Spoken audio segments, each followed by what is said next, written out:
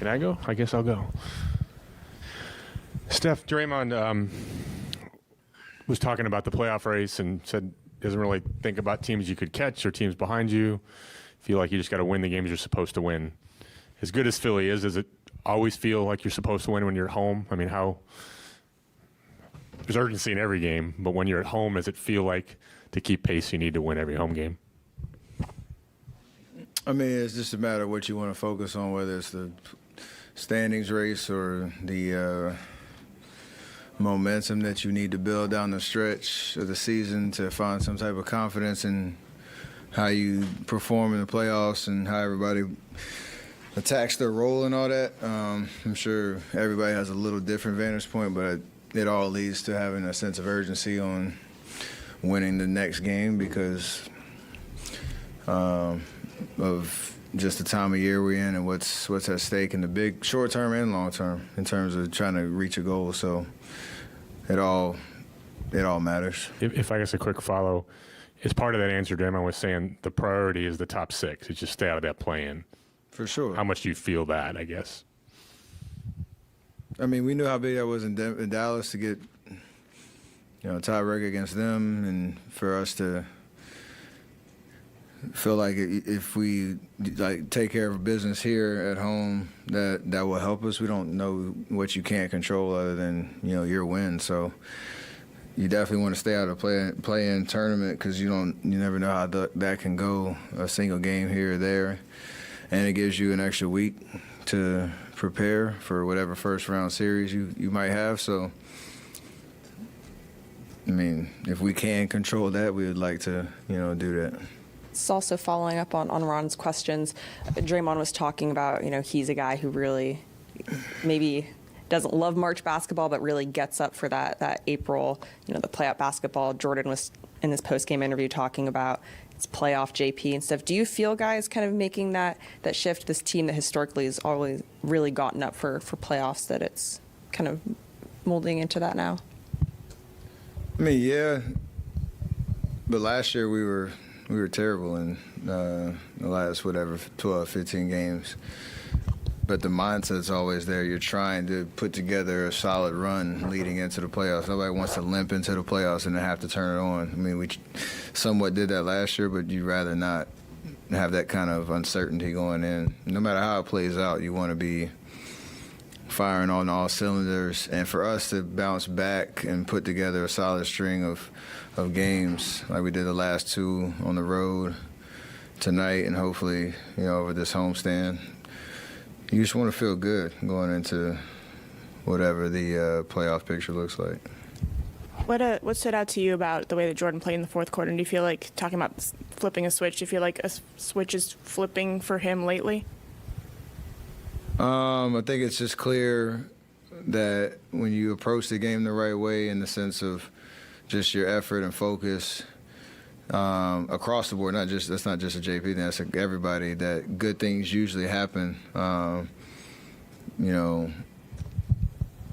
both sides of the ball. So I think we had 19 in the fourth. He competed on the other end and got rewarded for it. And he was just very assertive and decisive the whole frame. So for us to have the versatility to call his number for a majority of the fourth, understanding how they were guarding us and him taking up space and creating driving lanes and knocking down big shots, it was a fun way to play, and to see him go off. And then they made a couple adjustments. I got loose for a couple shots, so Clay got open. Everybody was a threat, and JP started the whole thing for us. So it's just a matter of him being ready for whatever he's asked to do and whatever the game requires. Might not always be crazy scoring, but it's just being aggressive and being ready. And he was definitely that tonight. Hey, Steph, earlier this season, Steve Kerr was saying he would, trust Poole with more minutes if, his defense kind of stepped up. What do you think of his defensive effort tonight and just like in general how he's developing on that side? Again, it's just an approach. Nobody's asking him to be a defensive stopper. Nobody asked me to do that when I was, early in my career. It's just effort and consistency with it. So it takes 5 guys to defend, especially nowadays with how much skill there is across the board, on the other side. So you just don't want to have anybody on a different page, than the other 4 guys out there, because it takes the whole team to, be in the proper help side, to make multiple efforts, be able to guard the ball and keep it in front of you. All that stuff has to be a cohesive effort, and he did that last year in the playoffs. He's shown signs of it all year, and then for him to just be as consistent as possible in that front, again, the game's going to reward you on both ends, because you're locked in and focused. You mentioned, Steph, the amount of skill that's out there on the court. Obviously, they didn't have Harden. Pretty huge game from Embiid today. And across the board, usage rate for All-Stars this year is over 30% across the board for the first time ever in the history of the league. I was just curious, as you've gone through the year, you're going up against all these guys, yourself, Joel, you star players every night. It seems like teams are leaning into giving their stars the ball more than ever, leaning on those guys more than ever. I was curious if you felt that to be the case, and if so, how it's changed sort of the way you guys are both going at teams and the way they're going at you guys. Yeah, I think it's, you look at the top 20 scorers in the league, the volume is crazy, and I think more than that, you're starting to understand how teams are building around those stars to kind of highlight what they do best, and, giving said guy their best shot at trying to win at the highest level. And Joel's been doing it for multiple years now, but it seems like he's taken another notch in his game, and there's an understanding around him of how to create as much space for him to go to work, and how much you have to try to send bodies at him, but he still finds a way to get 46. So it's around the league. Like, everybody plays a different style, but the stars or the volume scorers seem like they have the right pieces around them for the most part. So it's trending in that direction, and there's just a lot more skill across the board from role players too, that everybody can be a threat. So you can't really just shade to those guys.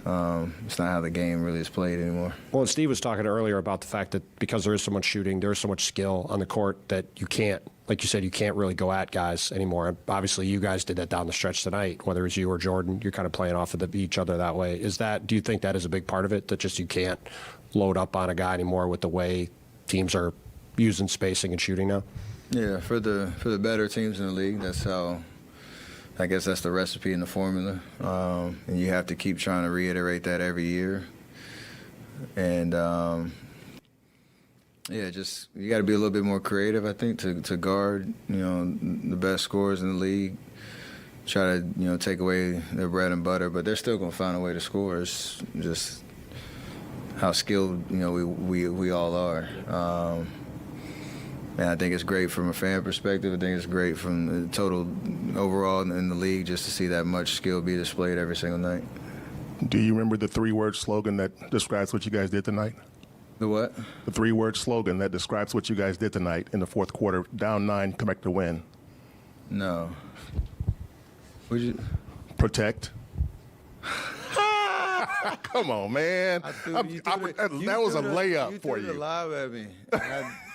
Yeah, no, I'm not above the rim type guy. So we got to throw it in. You got to tell me. We protected this house, though. You guys, this is the fourth. This is at least fourth time this year you guys have come back in the fourth quarter, down heavy, some double digits. Tonight it was 9.